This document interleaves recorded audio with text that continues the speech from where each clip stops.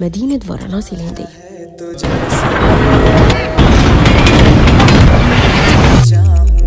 احنا النهاردة رحنا على الهند علشان نشوف أغرب مدينة في العالم.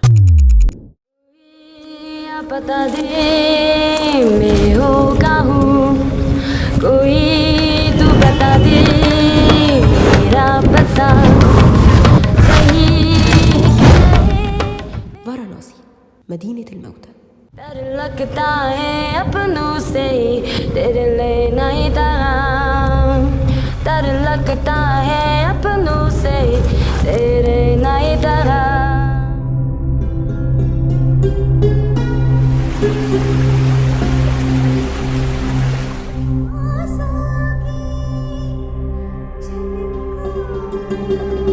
الناس فيها لسه عايشين بعيد عن التطور اللي عرفته البشرية، وبتعتبر العاصمة الروحية للديانة الهندوسية من 1000 سنة.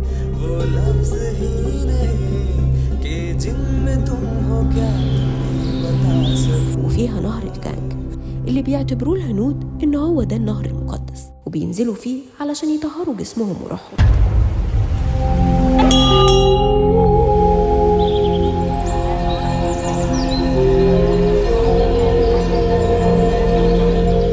والمدينة اتسمت بمدينة الموتى، فالموت فيها يعتبر فن وبيحتفلوا بيه، لدرجة إن شوارعها مليانة أشخاص بيمارسوا تقاليد متعلقة بالموت.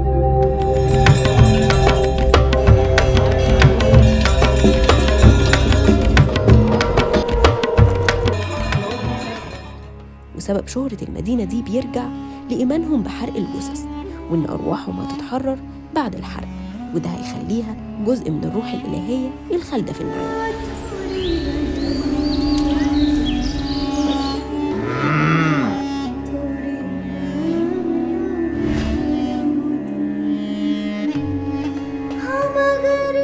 فبعد لف الجثة في الكفن ورشها بمساحيق وزيوت مختلفة الألوان والروائح، بيتم حرقها باستخدام حوالي 400 كيلو جرام من الخشب.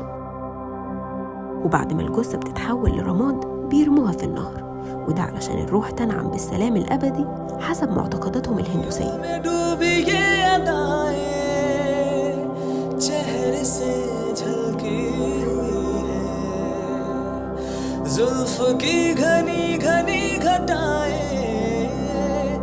وبيتم حرق الجثة هناك قدام الناس كلها اللي بيرقصوا ويغنوا فرحانين طبعا بالحدث المعظم.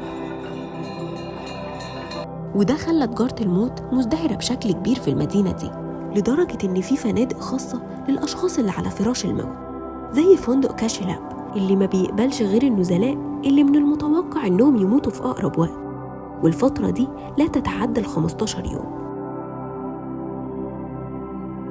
وده بيخلي الفندق يوفر غرفة للشخص المتوقع موته، وده علشان يكون الميت قريب من مكان الحرق علشان ينال شرف حرقه، وبعدها ينال الخلود اللي بيحلم بيه.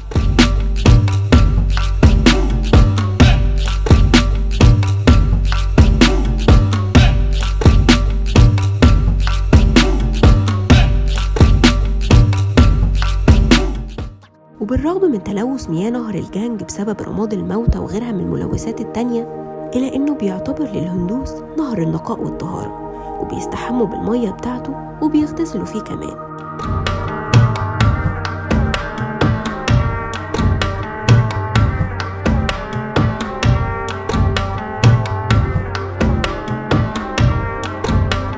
ولكن بسبب الجثث المحترقة فيه بيفوح منه دايما ريحة الدخان، ولكن بالنسبة لهم هو برضو النهر المقدس.